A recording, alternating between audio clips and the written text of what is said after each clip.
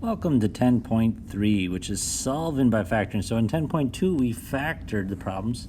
There's two reasons to factor. It's to simplify a fraction or to solve. So now we're actually going to apply that factoring and we're going to solve. We're going to find these solutions. All right, so I have the directions here, the steps. So we have get the equation equal to 0 and keep the a positive. Well, I don't know, you might not even know what a is. Let's make sure to look at that. So the general formula is ax squared. So the x term, or the squared term, has the a. That's coefficient is a. The b x plus c. A is going to always be tied. It's always with the x squared term.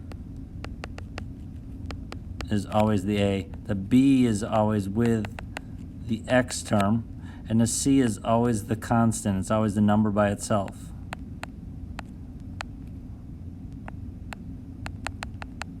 Always, no matter what. All right, so we're going to keep a positive. So we're going to look at a. A is here. That's 4. That's positive. So the a is positive. Wonderful. So what I'm going to end up doing is I'm going to move the other terms to the same side as the a term. So I'm going to end up subtracting 5x. Subtracting 5x. I have 4x squareds, but I don't have any more x squareds. I'm subtracting 5x's. Those are not the same, so those are not like terms, so they cannot be joined together. 5x, we subtract 5x, those are 0. The plus 6 is going to come down, so it's a positive 6. We then subtract 6. We get 4x squared minus 5x. That 6 is not a like term with anything else, so then we get 4x squared minus 5x minus 6. So that is get the equation equal to 0. That is step 1. Step 2 is factor. So to factor, we're going to use Desmos. So we're going to put the equation in Desmos. So I put it into Desmos. And I'm going to find the X intercepts. Let's make this a little brighter. X intercepts right along the x-axis. I have a negative 0.75 and a 2 for an X intercept. Those are my solutions. So we're going to find the X intercepts.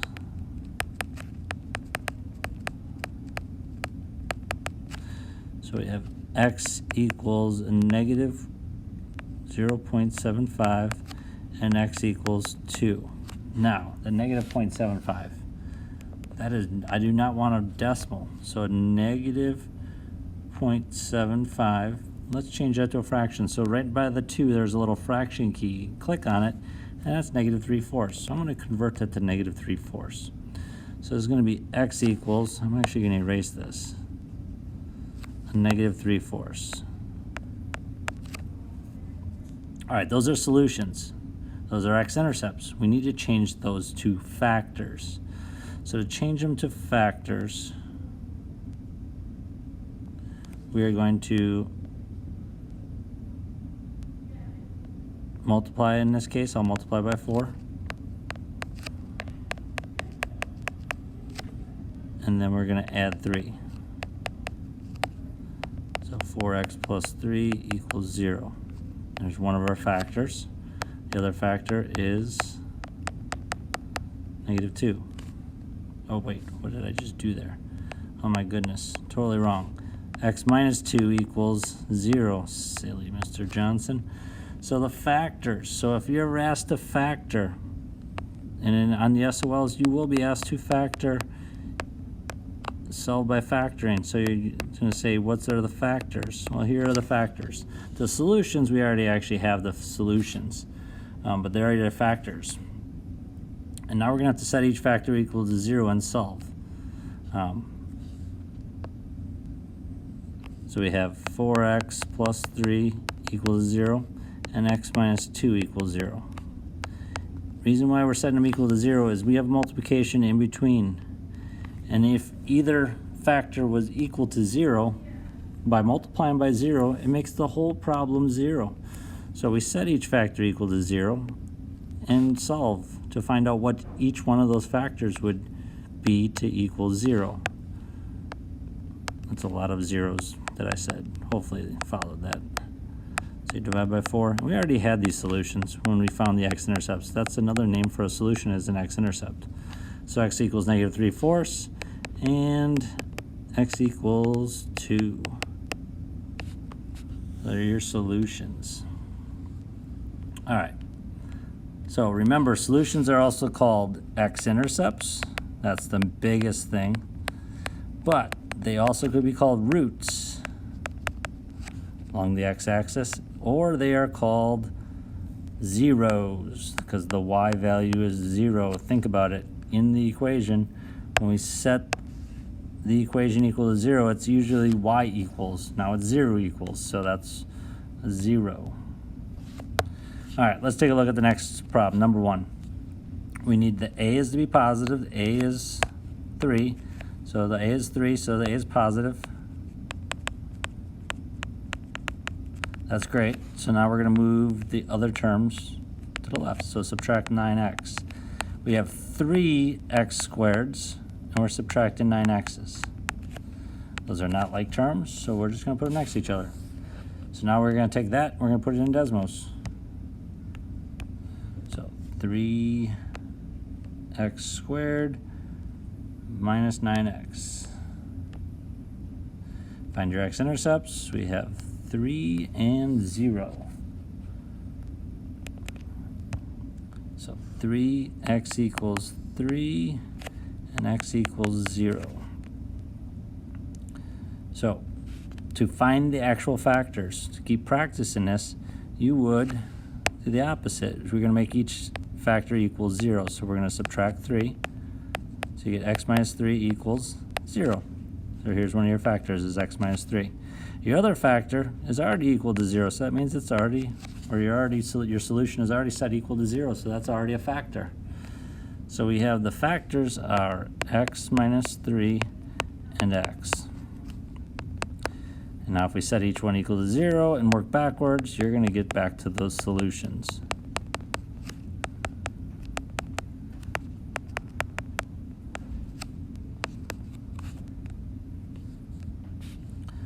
All right, I'm going to skip to a little bit more difficult problem. So I'm going to do number 3. Number 3, we have, what's my a term?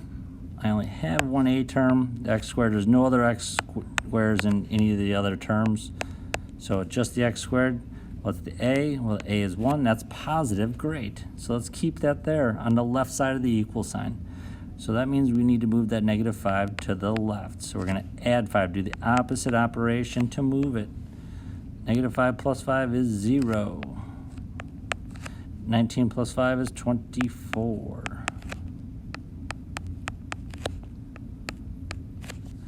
And now we are going to take this x squared minus 11x plus 24 and put it in Desmos to find our solutions, our x-intercepts. So x squared minus 11x plus 24. Hope for some good x-intercepts. Let's click on them. We got 3 and 8. So these are our 2 solutions, or x-intercepts. So if it asks for solutions, there you are. We're done. I want to keep practicing factoring though. So I'm going to subtract 3 because it's a positive 3. And we got x minus 3 equals 0. Those are factors. You know, subtract 8. So x minus 8 equals 0. So our factors are x minus 3 and x minus 8. Now to find solutions, you got to work backwards from that again. So we're going to work backwards with, oh my goodness, set each factor equal to 0. So once you get your factors,